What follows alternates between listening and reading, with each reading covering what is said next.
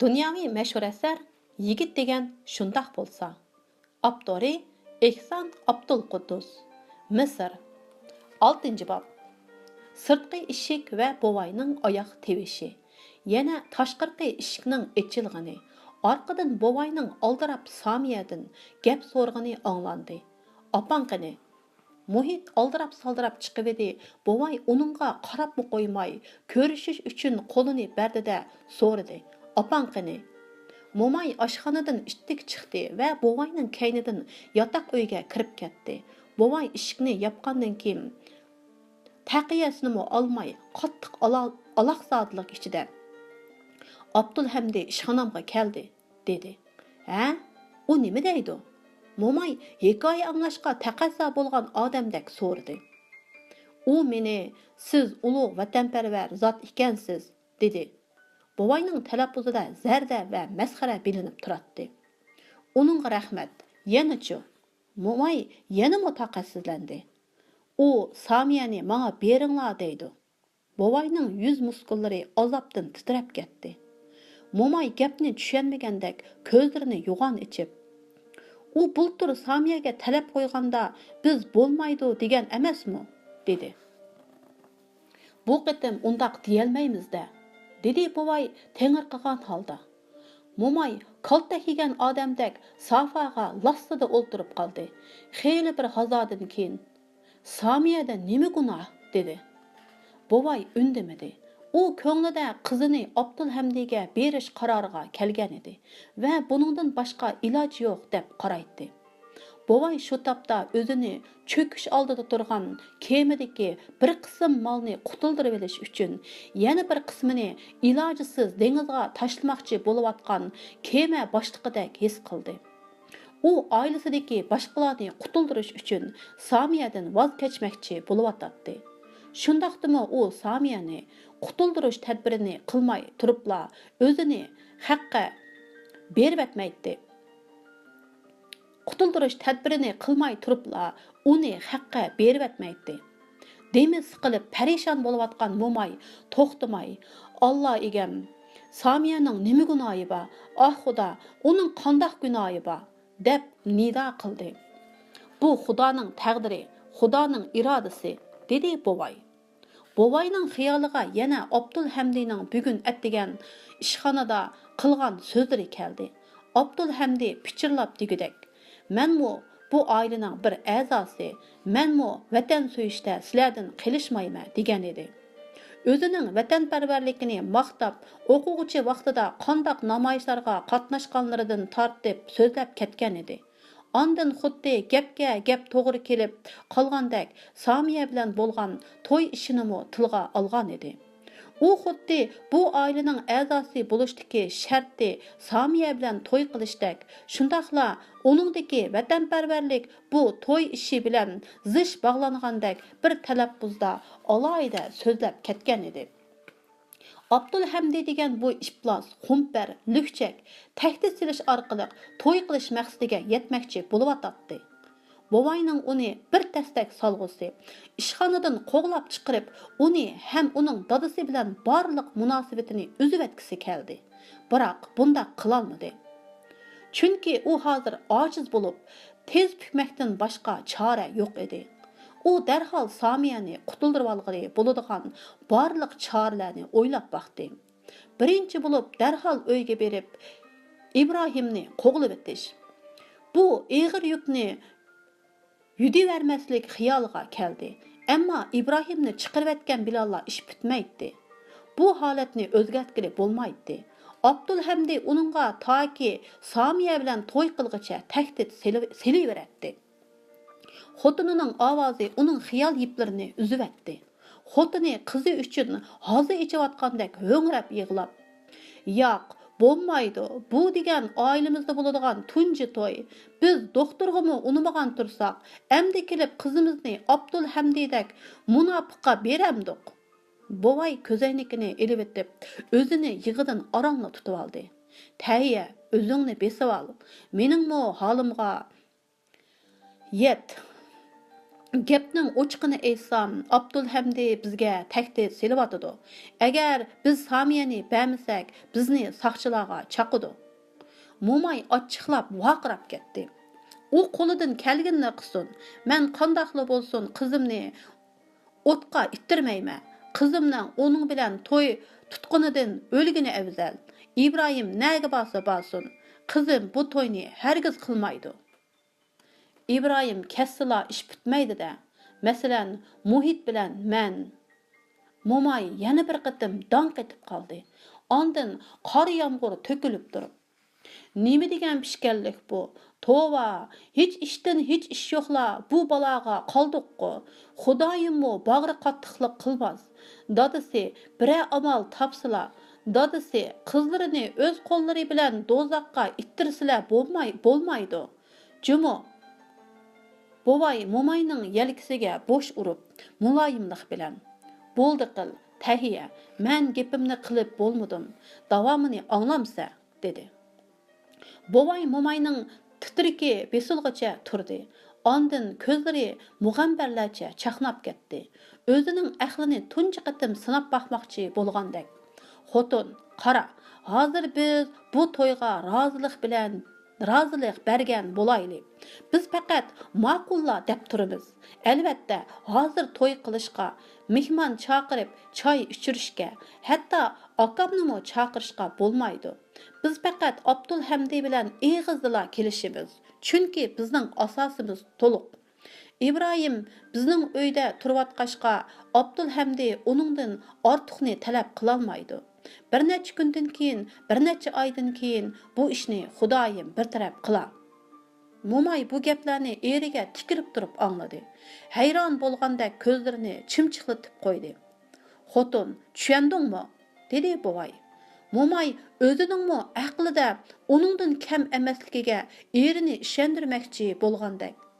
Silicha biz yolg'ondan to'y qiladiganmiz-da, dedi. To'y qilmaymiz. Eg'izlar ma'qul deb qo'yamiz. Eg'izlar qo'shilib turamiz, dedi. Bovay uning do'tlikini ayblagan tarzda. Ondan keyin yenib olamiz, deb qo'shimcha qildi Mo'may. To'g'ri, dedi bovay ochiq kulib. Mo'may o'yga patdi va yig'idan o'zini oralla besib olib, voy Xudoyim, bo'lmag'idak, unda qilsa qizimizning nomiga sat bo'lg'idak. Xalqlar uni rozi bo'lib, keyin yenib oldi deydi. Xulum qo'shnilarmi ustimizdan har xil gaplarni topidi, dedi. Bovay xotinini rozi qilishga ko'zi yetmay jili bo'lib ketdi. Xotin, haq hech narsa demaydi. Bu ishni bir nechimizdan boshqa hech kim bilmaydi. Abdulhamdi kirib chiqib yursa yuravermamdi. U jiyanim bo'lgandan biz bilan tang boshqa turdi. Keyin agar u bizni chaqqan taqdirdimi, saqchilar nima uchun o'z vaqtida ma'lum qilmading, deydi. Mo'may yanala ko'ngil tindira olmay. Allah egam panohingda saqlag'aysa, ata nima ishlar bo'lar ha? Bizdek odamlarning mushundaq ishni qiladi deb kimmo ishinadi, dedi. Bovay xotinining so'zini anglamay o'z-o'ziga so'zlayotgandek. Xalqlar Samiya haqida nima gaplarni topmaydi deysan. Choy ichirib qo'yib, yenib olgan qizlarning o'lib ketgani yo'q-ku. Bu uning dadasi bilan akasi turmida degandan yaxshidir. Mo'may eri va o'g'li uchun cho'qim qizini qurbon qilish kerakligini tushungandek. Dadasi bundaq og'izlarga kelganni demisizlar. Sizlar bundaq desizlar, men tugishib ketaman. Xudoyim, men yashamay, o'zimni kirsin bilan ko'ydiribla o'lib olay. Demoqchimanki, bovay tasalli bermoqchi bo'lib edi. Mo'may uning so'zini bo'lib etdi. Bo'ldi, so'zlamasizlar. Ular jim bo'lib qolishdi. Biz Samiyani chaqirib, ahvolni uningga aytsak qandoq, dedi bovay. Mo'may ta'tir qarab oldi. Barliq ishni eriga do'ngimoqchi bo'lgandek qo'l silkib, chaqirsizlar, gapni o'zlari qilsalar, dedi. Men balalarning hammasini chaqiray, dedi bovay o'rnidan turib.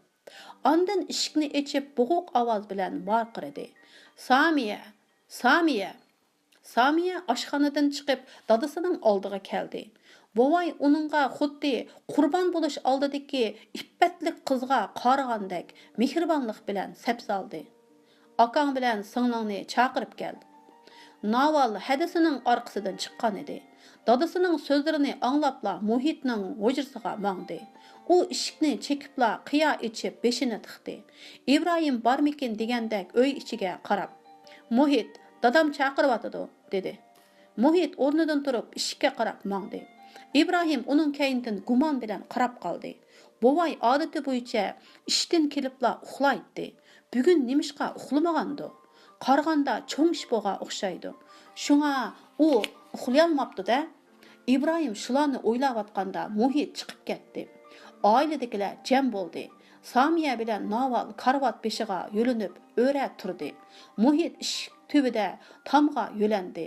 Safada o'ltirgan bovay bilan Momay balalarga tik beqib qariy olmadi. Bovay tomiqini qirib qo'ydi. Xuddi kaniga turib qolgan narsani tukirvatmoqchi bo'lgandek yana bir qitim kanini qirib qo'ydi-da, olqonlarga qarab turib so'zladi. Abdulhamdi bugun iftordan keyin bizninkiga keladi. Yanichu Muhit bitaqat bo'lib dadasining gapini bo'lib-etdi. Bovay loqma salma deb ayıplagandek uningga qarab qo'yib so'zini davom qildi. Bugun atdigan u bizning idoraga kepti. Men uning so'zidan İbrahimni ko'rib qolganligini bildim. Nima qilmoqchi ekan deb so'radi Naval. Bovay xafa bo'lib uningga lappada qarab qo'ydi-da, gapini yana davom qildi. Albatta, sizlarga ma'lum, biz osal ahvolda qoldik. Bundaq sharoitda har kim imkon bor ko'proq kuch chiqarishi, o'zaro apu qilishi kerak. Bovay gapining qandoq ta'sir qilganligi, ularning nimalarni o'ylayotganligi, shundaqla qanchalik chidashlik beralaydiganligini bilmoqchi bo'lgandek balalarga sap soldi. Ular jimjit turishatdi. Hammasilar ansizchilikka tushgan edi. Bovay tomiqini yana bir qatim qirib qo'yib, gapini davom qildi. Abdulhamdining yaxshi odam emasligini sizlarmi bilasizlar. Bundaq odamlarga oz-to'la hiyla ishlatmasak, ular eskilik qiladi. Momay eriga ich og'ritgan holda qarab qo'yib so'zini bo'lib-etdi. Dadasi ularga gapning postkalisini desilar, dardni hammamiz tang tortimiz. Tahiya, oldirma, dedi bovay hamda chunqur tortib so'zladi. Abdulhamdi bultur Samiyaga to'y qilish taklifini qo'ygan. Buningga biz qo'shilmagan. Buni sizlarmi bilasizlar. Bugun yana shu gapni qilyotdi. Albatta biz buningga qo'shilmaymiz. Samiya mo'risini qisib qo'yib, qiziq, uningga boshqa qiz tepilmabdimi? Nima? dedi. Bovay uningga qaramay, biroq biz buda boshqacha usul bilan rad qilishimiz, ya'ni avval uni qo'shilibdi degan o'yga keltirishimiz, ondan rad qilishimiz kerak, dedi. Muhit o'zini besib olmay g'azab bilan. U tahdid silib to'y qilmoqchi ekanda, iflos. Men umrimda bundaq razil munofiqni ko'rmagan, dedi. Samiya vahimaga tushdi. U yer tepib turib, men bu taklifni bir kun, bir soatgami qabul qilolmayman. Bo'lmaydi. Bu amalga oshmaydi. Tahdid solsin, solmasin, parvoyim pelak. Naval hadisining yeniga kelib, uni qo'g'dimoqchi bo'lgandek yaqin turdi. Agar sen bir soatgami qabul qilolmasang, men bir minutgami qabul qilolmayman. Ammo ilojsizlikdan shunda qilmoqchi bo'lyapmiz. Men sana shuni aytayki, u seni ololmaydi. Meni aytavatsimi, seni uningga yotliq qilmayman, dedi bovay. Samiya ko'zlariga liqqida yosh ilib so'radi. Dada, amsi men qandoq qilaman? Sen oz-to'la uning royiga boqqin. Uni ancha-muncha umundirib qo'y. Samiya dadasining o'ziga bundaq talab qo'yayotganligiga ishonmay, royiga boqqin demsiz? Bu ishni qandoq qilaman, dedi.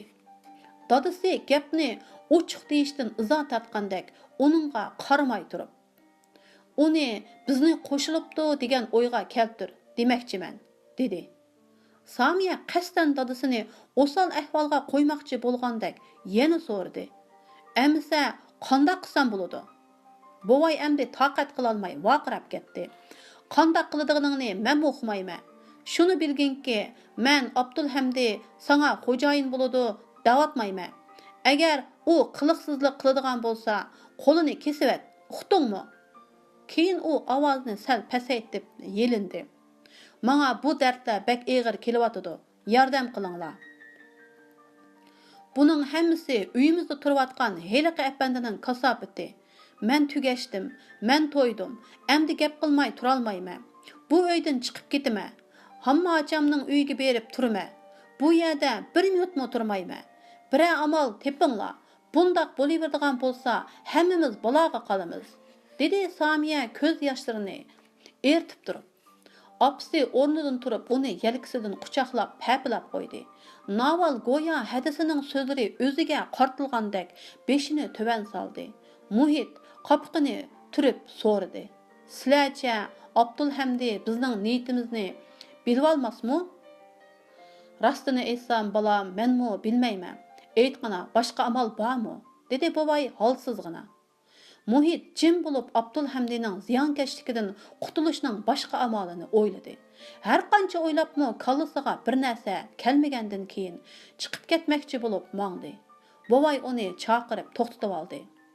Bu ishni Ibrohimga aytmag'in, o'zimiz bilayli. Muhit ko'zaynikini tuzab qo'yib, bo'ladi, dedi. U endi mengishiga dadisi yana.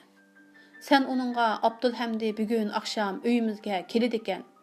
Sening bilan ko'rishib qilishi mumkin, degan. Ideyasida tayyorlik bo'lsin, dedi. Bo'ladi, dedi Muhit itoatmanlik bilan. Ibrohim do'stlari bilan aloqlashalam ekan, dedi bovay yana uni to'xtatib olib. Yo'q, dedi Muhit taqatsizlanib. Bovay ilojsiz qolgandek beshini sangilatdi. Muhit xuddi Ibrohimni yoki Abdulhamdini o'ldirib etgandek g'azablik alpozda uydan chiqib ketdi.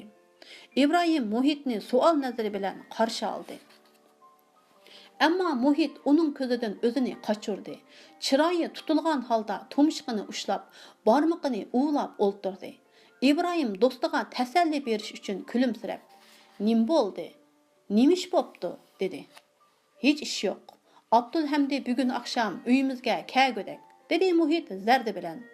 Shu an Ibrohimning yuragi silib ketdi, ammo chandurmay xotirjam holda so'radi. "Nimishqa?" Muhit o'rnidan dasturib javob berdi. "Sizni yana bir qatim ko'rib, siz bilan tonishish uchun keladi ekan. Dadam sizni uning bilan ko'rishsin deydi.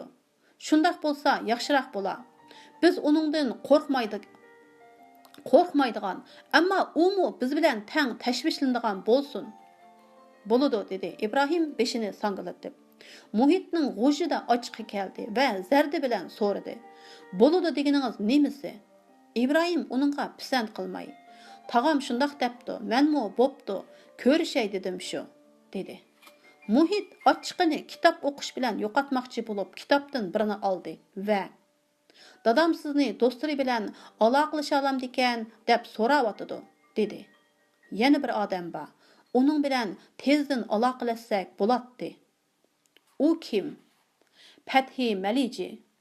Muhit Ibrohimning do'stlarining hammasini zongli qilg'usi kelgandek talaffuzda. "Tonimaydi ekanman", dedi. "U biz bilan bir maktabda emas. U adabiyot institutida o'qiydi", dedi Ibrohim xotirjam holda.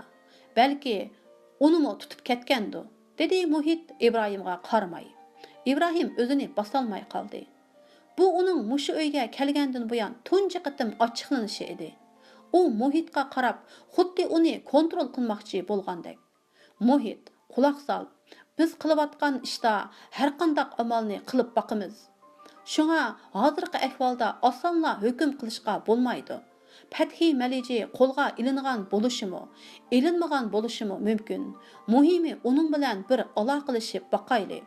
Bo'lmaganda boshqa amal qilamiz", dedi zardi bilan. Muhitmi bo'sh kelmadi. "Undaq amal, bundaq amal deysiz. Zada qachon bir boshqa chiqadi bu ish?" Ibrohim sal past qo'yga tushdi. Sizlarga ko'p avorchilik tepib berganimni bilib turibdimi? Kelganimga 2 kun bo'ldi. Sizlarningmi nima xiyolda bo'layotganinglarni bilib turibdimi? Dadang meni bu yerda ko'p bo'lsa 4 kun tursang bo'ladi degan. Agar u gapida turadigan bo'lsa, men 4-kuni saqchiga o'zimni ma'lum qilib bo'lsimi, bu uydan chiqib ketaman. Muhit darhol ochiqidan yondi. Uning hozirgi ahvolini o'ylab appu so'radi. İbrahim, kechiring. Men qasdan qilganim yo'q. Sizmi bilasiz? Bu ikkimiz bilanla tugaydigan ish emas. İbrahim Muhitni texmi xijil qilmoqchi bo'lgandek jim turib oldi. Oxir Muhit, u do'stingiz bilan qandoq aloqalashimiz? dedi. İbrahim o'yg'ib patgan qiyofatda. Bilmadim. Seningcha qandoq qilsam bo'la? dedi. Muhit mug'ambarlik bilan kulib etdi.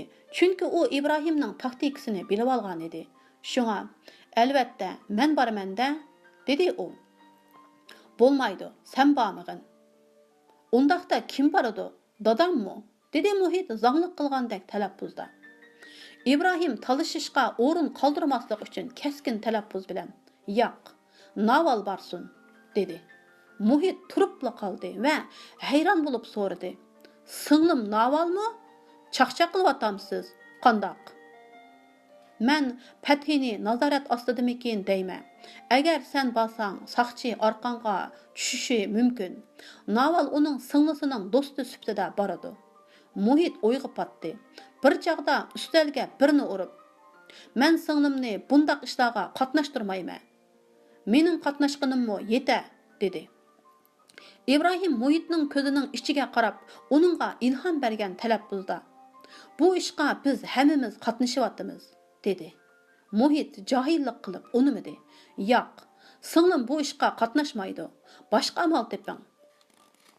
O'ylab baqqin, agar boshqa amalim bo'lsa, Navalni aralashtiratdimmi? Men mushu chaqqicha ishimga biror qizni aralashtirgan yoki biror qizga ishongan emasman. Ammo bu qitim bir qiz bormasa bo'lmaydigan bo'lib qoldi, dedi İbrahim amalsiz qolgan bir qiyofatda. "Singlim bu ishga zodi aralashmasligi kerak. Bizning uyda bo'layotgan parakandchilik ozmi?" dedi Muhit zardisi qaynab. "Bo'pti, undaqda sen bir amal topqin." Uyni uzungacha surlik jimjitlik bosdi. Har kim o'z xiyoli bilan edi. To'satdan Muhit xuddi ichidikini baraqla to'kivatkisi kelgandek so'zlab ketdi. "Fathi degan odamning qandoqligini men nadim bilay? Shundoq ahvolda singlimni uning uyiga qandoq avatdimi? U balki bir lükchakdir. Keyin egizpas so'zlab yursa qandoq bo'lg'ini?" Planining amalga eshishiga qarab yuzlanganligini sezgan İbrahimning turilgan qapqi ochildi. Naval uning bilan uydagilar qishida ko'rishidi. Ya'ni avval uning singlisi bilan ko'rishidi. O'zining ismini, hatto sening ismingni chiqarmasa bo'laverdi. Mening qayerda ekanligimni aytmasin. Buning hech bir yomoni yo'q. Agar Fathi Maliji o'ng ta'tir gap qilmoqchi bo'lsa, singlingni o'ylamagan taqdirdami o'zini o'ylaydi. Dadam unumasmikin? Agar u biladigan bo'lsa, bizni o'ldirib o'tadi. U deganini qiladigan odam. Bu ishni dadanga uqtirmaymiz, dedi İbrahim buyruq ohangida. Muhit uning bilan talishib o'ltirmadi, chunki u qoyil bo'lgan edi. U qachon boradi? Kechqurun borsa bo'lamdi. İbrahim do'stiga yapsam pisharmikin, ko'msam pisharmikin deb o'ltirmay, ishqa darhol tutish qilish kerakligini uqtirish maqsadida u hozirla bo'lsin. Hozir soat 3:30 bo'ldi. İftordan burun qaytib kelalaydi. Ularning uyi yiroq emas, Daqi rayonida, dedi. Muhit oldidagi kitobni yopdi. Ondan eshik tubiga berib vaqirdi. "Naval, hey Naval!" Naval hujrasidan ostan chiqdi. Hadisining yig'isidan ko'ngli yerim bo'lib turg'ashqa parishon holda so'radi. "Nim bo'ldi? Nimanchi vaqiraysa?" "Kelgina, ozroq ish bor", dedi Muhit jiddiy qiyofatda. Muhit qaytib kirishiga orqadanla Navalmi kirdi. U İbrahimga xuddi "Meni qo'yningga olsangchi" deb yerinayotgandek o'zi uchun, İbrahim uchun, butun oiladagilarning taqdiri uchun rosa yig'lug'isi kelayotgandek miskin qiyofatda boqdi. İbrahim Navalga ko'nglidagini aytishdan xijil bo'lib, boshqa yoqqa qarab oldi. İbrahim sana bir ishni demoqchi, dedi Muhit eshikni yepib o'tib. İbrahim gapni o'ziga qoldirganligiga norozi bo'lgandek Muhitga bir qarab o'tib, Navalga yuzlandi va ko'zini darhol yerga tikdi. Naval bir aksiga, bir İbrahimga qarab hayron bo'lib turib qoldi. İbrahimning o'ziga nima deydiganligini zoda o'ylab yetolmadi. Uning tasavvurida İbrahim deydigan birli gap bor edi. Biroq İbrahim uni og'zidan chiqarolmaydi. İbrahim xursunib qo'ydi. Orqadan yana chunqur tortib, "Mundaq ish, mening bir og'inam bor. Uning bilan cho'qim aloqalashishim kerak. Buningga sizdan boshqa odam borolmog'idek." İbrahim go'yo o'zini besib turgan ig'ir yukni biroqla tashlab etmoqchi bo'lgandek nihoyatda tez so'zladi. Navalning qalbidan shod kulka urg'ib chiqdi-yu, lablarida zohir bo'lmadi. U gap qilmadi. İbrahimning aytganlari rostmi degandek oqsiga qarab qo'ydi. İbrahim uning qarashidagi ma'nini tushunib, "Muhit bilan ikkimiz boshqa amal topolmadik", dedi. Naval hayajonlanishga boshladi. Hadisining yig'isi paydo qilgan uningdagi parishonlik nelargadir yo'qoldi. U o'zining muhim bir xizmatni bajarishga bordiganligini sezdi. Ammo bu xizmatni Misr uchun, bir qahramon uchun qilaman demay, faqat İbrahim uchun, men uchratgan azimat uchunla qilaman. Endi men İbrahim bilan texmo yaqinlashdim, hatto uning nafas ilishini sezalaydigan bo'ldim, deb o'yladi-da darholla. "Men qandoq boraman?" deb so'radi. İbrahim yanala uningga qaramadi. Uni planini ijro qilishga qatnashayotgan Naval emas, balki o'zining maxfiy guruhidagi bir saptishi deb o'zini ishontirmoqchi bo'ldi. Uning uyi Daqi rayoni Ismil ko'chasidagi 15-nomerlik uy, dedi İbrahim. Agar eshikni boshqa biri ochib qolsa, men uning adabiyot institutidagi saboqdoshi, uningdan konspekt so'rab kelgan edim, deng. Uni ko'rsangiz, o'zingizning kimligini aytishning hojati yo'q. Mening nədlikimni aytmang. Siz faqat uningga İbrahimga bir qur ofitser kiyimi va bir kichik avtomobil lozim ekan. Siz iftorga zambirak etib 10 minutdan keyin Nil daryosi ko'chasidagi qo'lvoqchilar klubining oldida, ya'ni Jiz tarafda İbrahimni saqlab turing deb qo'ysangizlar bo'ladi. Bu ishlarni ata qilib bo'lsin. Kechiksa bo'lmaydi. Buni ochiq aytib qo'ying. Men bu yerda turaversam bo'lmaydi. Navalning buloqdek ko'zlari jiddiy tus oldi. Ondan İbrahimning bu gaplarini yutib etmoqchi bo'lgandek og'zini midirlatdi. Ikki mangzidagi ziniqi baayni tong yulduzidek goh yo'qolib, goh paydo bo'ldi. U itoatmanlik bilan yana nima gapingiz bor deyotgandek hamda o'z so'ygunining buyrug'iga chin ko'nglidan bo'ysungandek bir xil qiyofatda İbrahimga bo'lgan itoatmanligi bilan o'zini baxtli his qildi. Shunga hayajonlanganligini qilchi chandirmay intayin yiqimliq ovozda: "Apamdan sirtqa chiqishga nima deb ruxsat olaman?" dedi. "Sen apamga Panjiyanikiga yoki boshqa bir do'stingnikiga boraman degin", dedi Muhit. "Unimaydi", dedi Naval xotirjamlik bilan. "Siz apangizga men ularnikiga berib qo'yay, bo'lmasa ular kelib chatoq termisin deng", dedi İbrahim. "Bu nihoyatda yaxshi gap bo'ldi. Uning ismi nima?" dedi Naval qoyillik bilan İbrahimga qarab. "Kimning?" İbrahim hayron bo'lib so'radi.